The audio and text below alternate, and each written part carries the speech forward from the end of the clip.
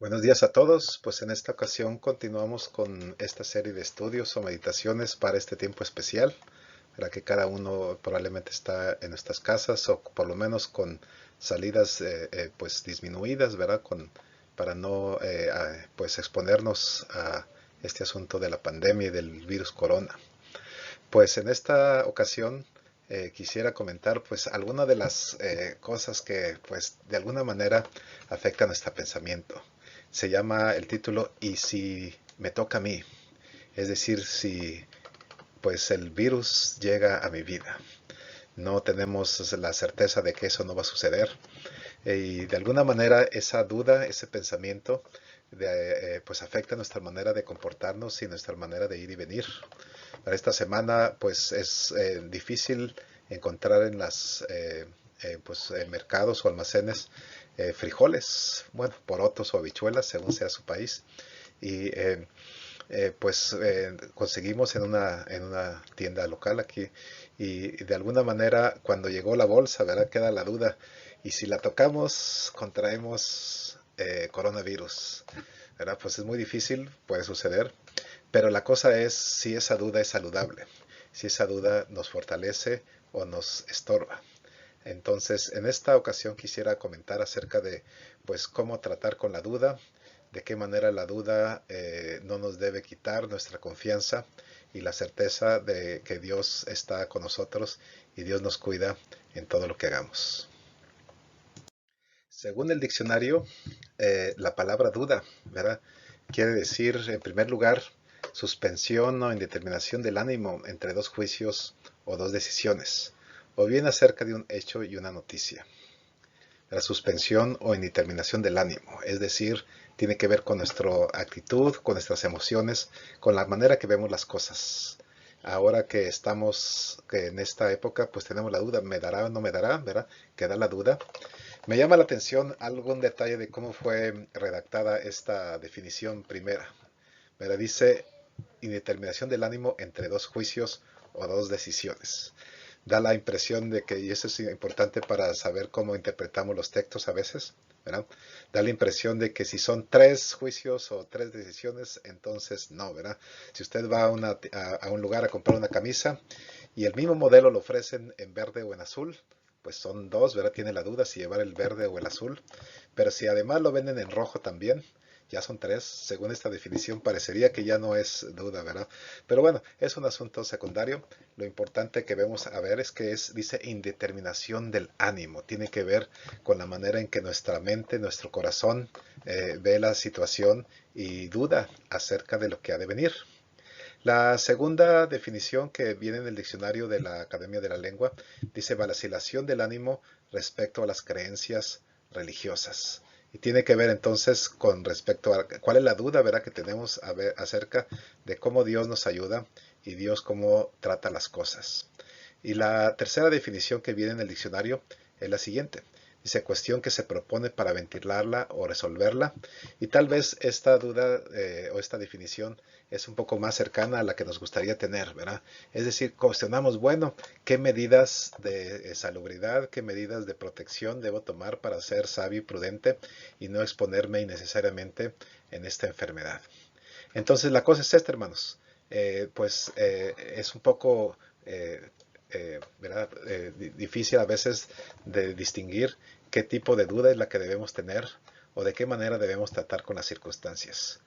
Y cómo nos dice la palabra de Dios que pues la duda influye en la manera que pensamos o nos compartimos o nos comportamos. De alguna manera la fe va a la médula de nuestras creencias, de nuestra fe, pero sin embargo, a veces pensamos que los verdaderos cristianos no deben tener dudas, pero vamos a ver que no es ese tipo no es la duda en el sentido general, sino qué tipo de duda es la que tiene lugar en nuestra vida y cuál no la tiene.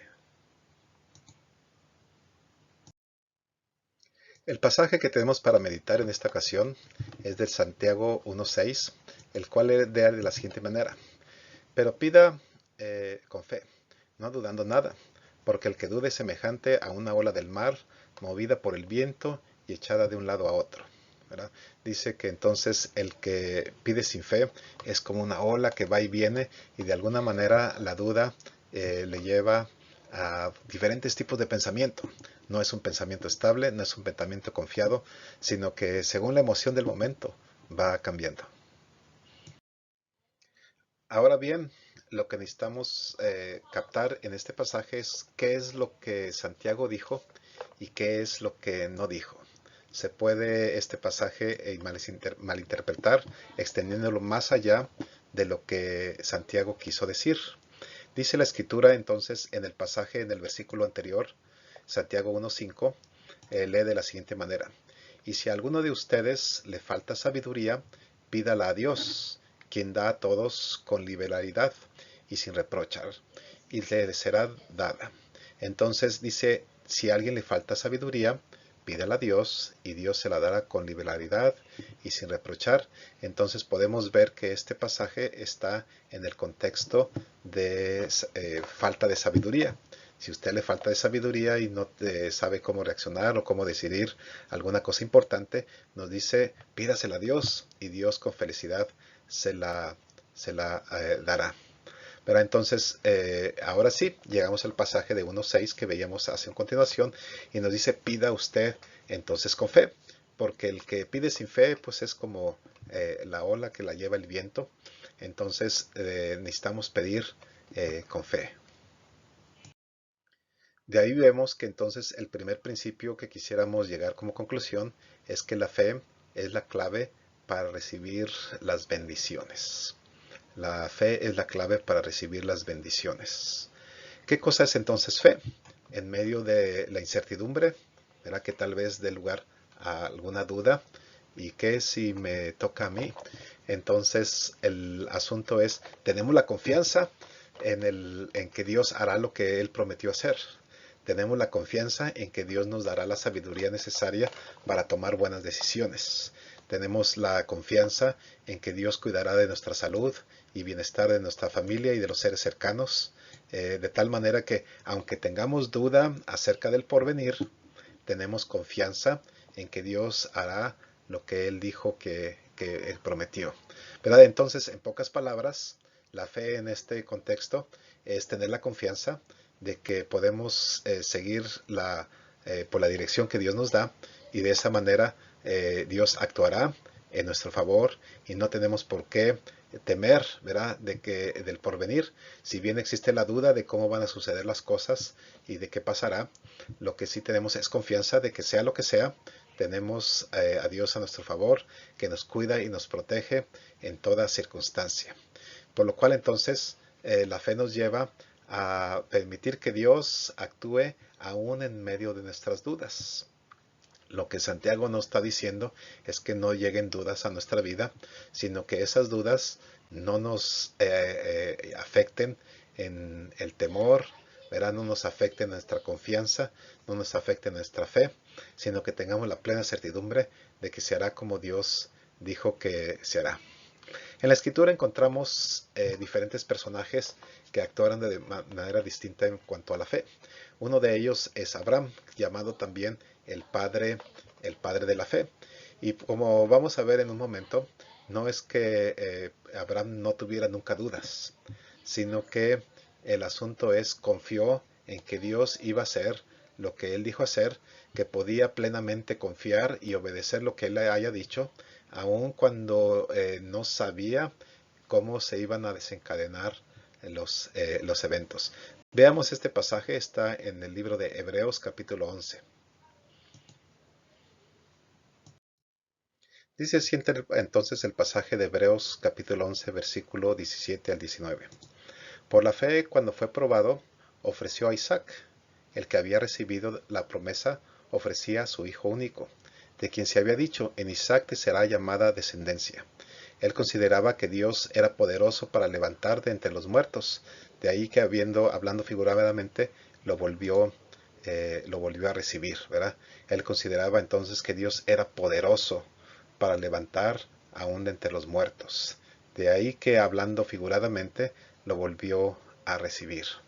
Podemos entonces ver que no es que Abraham tenía la certeza o la confianza de cómo iban a suceder las cosas, sino sabía que Dios iba a cumplir con su palabra a final de cuentas, a pesar de que no entendía o no comprendía la manera de que lo había hacer, ¿verdad? No es que negara la realidad. Abraham había tener un hijo y dice la escritura que fue llamado a sacrificarlo, ¿verdad? Así de qué manera Dios iba a cumplir con las cosas, pues no podemos pensar que no lo dudó y no podemos pensar que no tuvo pensamientos contrarios. Sin embargo, aún así, él siguió en obediencia a Dios porque confiaba en él. Tenía la certeza de que Dios iba a cumplir su palabra y las cosas iban a suceder a la manera, a la manera de él. Tenemos en la escritura también otros pasajes que hablan acerca de esta confianza. Veamos ahora uno en el libro de Daniel. El contexto entonces del pasaje que vamos a leer a continuación es que el rey de Persia había hecho una estatua y había pedido que todos en su reino la adoren como rey. Sin embargo, Daniel se mantuvo fiel en su adoración con Dios y no quiso adorar tal estatua.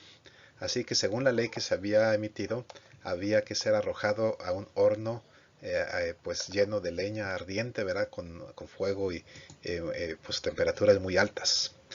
Y cuando se le preguntó, ¿y adorarás a la estatua o serás echado al horno de fuego? Daniel respondió de la siguiente manera en Daniel 3, capítulos 17 y 18. Dice, si es así, nuestro Dios, a quien rendimos culto, puede librarnos del horno de fuego ardiente, y de tu mano, oh Rey, nos librará. Dice, de tu mano, oh Dios, nos librará. Y si no, que sea de tu conocimiento, oh Rey, que no hemos de rendir culto a tu Dios, ni tampoco hemos de dar homenaje a la estatua que has levantado. Así podemos ver que Daniel tenía plena confianza, pero no es que supiera plenamente lo que iba a suceder. Dice, de tu mano, oh Dios, nos librará. Y si no, quiere decir que había la duda, ¿verdad?, de cómo Dios iba a llevarles adelante en esta circunstancia, si Dios había de librarlos del horno de fuego o si iban a morir en el horno de fuego. De todas maneras, ellos habían de ser librados y su alma y su vida estaba en las manos de Dios. Podemos entonces entender que tenían plena confianza en cómo Dios iba a cuidar de ellos. Entonces, hermanos, aunque no tengamos idea de cómo las cosas van a suceder, en la que encontramos, la fe es probada a través de las diferentes pruebas, pero la circunstancia, el asunto es, ¿vamos a confiar o vamos a cuestionar a Dios? ¿Verdad? Nuestra fe nos lleva a no dudar. Cuando Jesús se encontró también con Tomás, ¿verdad? Usted se acuerda que fue el hombre que dudó después de la resurrección. Jesús no pues lo reprendió ni lo desechó, sino que lo invitó a ver y a tocar. De tal manera que Tomás salió cambiado, salió transformado. Dios no quiere nos perdamos, sino que tengamos plena confianza, por lo cual entonces ahora podemos profundizar en este asunto. Si la clave para la bendición es la fe, entonces el asunto es que la falta de ella pues mata las bendiciones. Y lo vamos a ver a continuación. En Hebreos 11:6 encontramos que la escritura entonces nos dice, y sin fe es imposible agradar a Dios, porque es necesario que el que se acerca a Dios crea que Él existe y que es galardonador de los que le buscan. Dios premia al que le busca, pero necesitamos entonces acercarnos con fe. Pero es necesario que el que se acerca a Dios crea que Él exista y que es galardonador, es decir, que Él le responde. Es entonces, hermanos, pues digamos así, pecado dudar. Pues la duda, hermanos, no necesariamente nos lleva a una falta de confianza.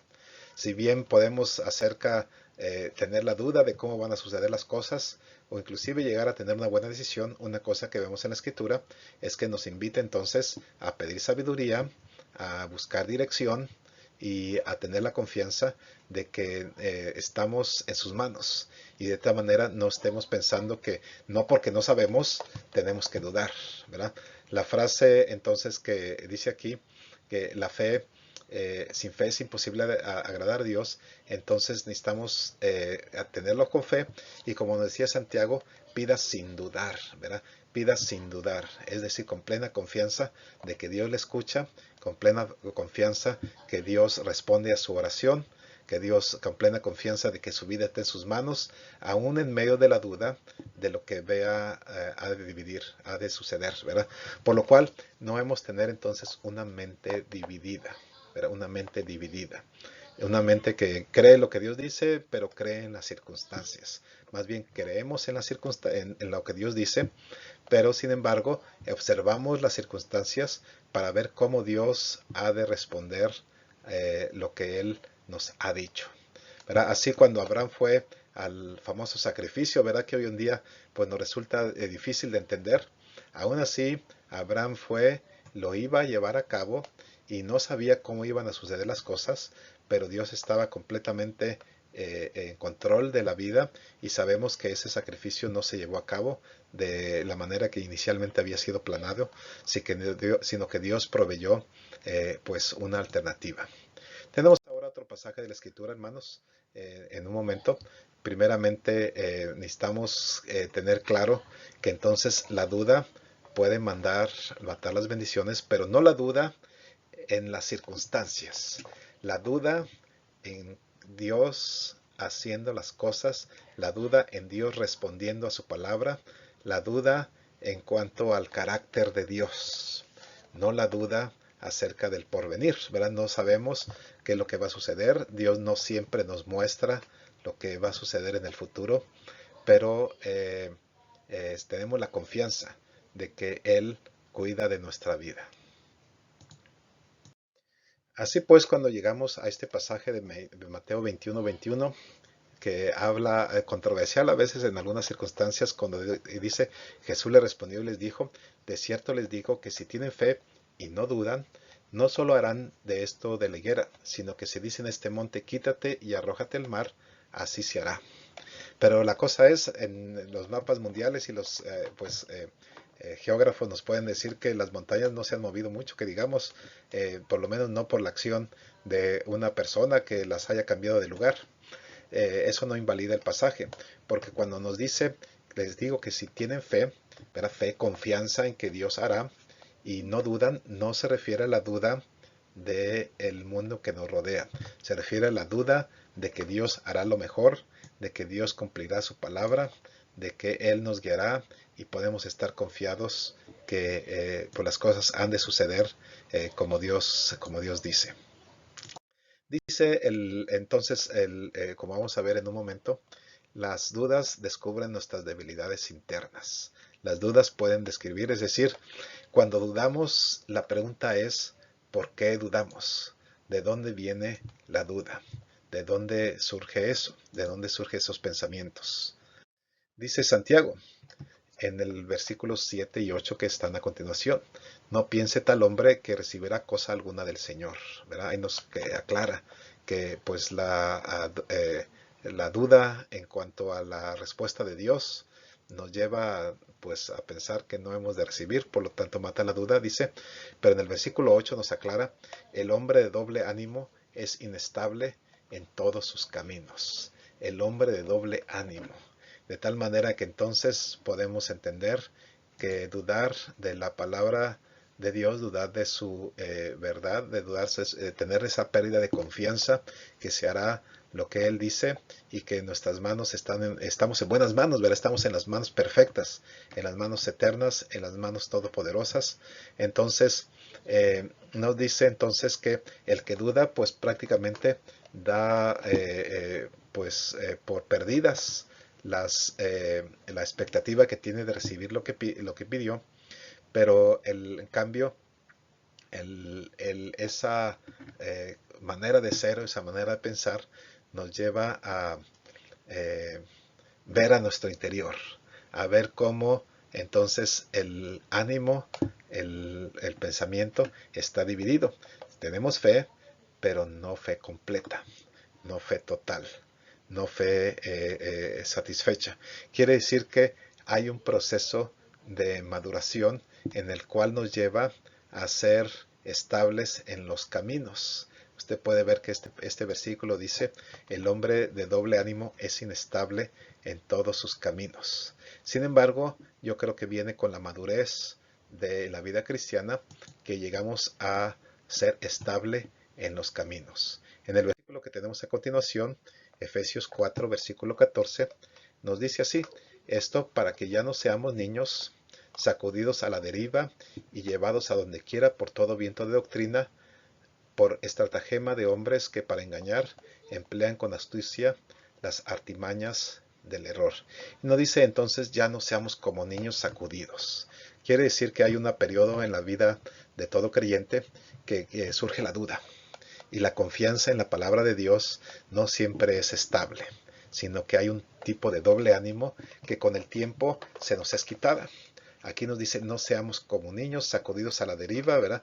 Como que nos lleva a pensar lo mismo que Santiago estaba diciendo, que es como que la ola que es llevada por el viento, así cualquier engaño que llega a nuestro alrededor, cualquier tipo de confusión, nos lleva a dudar o a no saber qué es lo que Dios está haciendo en nuestras vidas y cómo lo va a hacer, sino que más bien cuando emprendemos el camino de la fe, no se trata de tener certeza en cómo van a suceder las cosas, sino se trata de tener la certeza que Dios va a actuar, que Dios va a actuar. Así pues, entonces, las debilidades descubren o delatan nuestro grado de crecimiento espiritual. Si todavía estamos en la niñez o si hemos llegado a una etapa adulta, a una etapa crecida. Y cuando decimos adultos, decimos estar confiados en lo que Dios dice. Dígame una pregunta, hermanos. Cuando usted, que tal vez tenga un cónyuge, ¿cuánto tiempo le llevó para confiar en él, en ella? ¿Le llevó días, semanas, meses, años? Pero uno va conociendo a la persona y uno va desarrollando la confianza que tenemos. Pero la cosa es esta, cuando usted ha escuchado acerca de la Biblia y la palabra de Dios, pues en algún momento ha surgido la duda y la incertidumbre de cómo han de suceder las cosas. Sin embargo, conforme vamos caminando con Él, la fe va siendo fortalecida, la confianza va siendo aumentada, tenemos plena certidumbre de lo que ha de suceder. En resumen, la fe es la clave para recibir la bendición. Pida con fe. Y si tenemos fe, tenemos confianza. Entonces, en este tiempo de saber si el virus, corona, viene o va, tenga confianza en que Dios le va a cuidar, le va a proteger y le va a llevar adelante. En este caso, creo que la enfermedad realmente afecta gravemente a muy pocos. La mayoría sigue adelante, entonces tenemos pues la duda medio resuelta, ¿verdad? Porque lo más seguro es que no pase nada.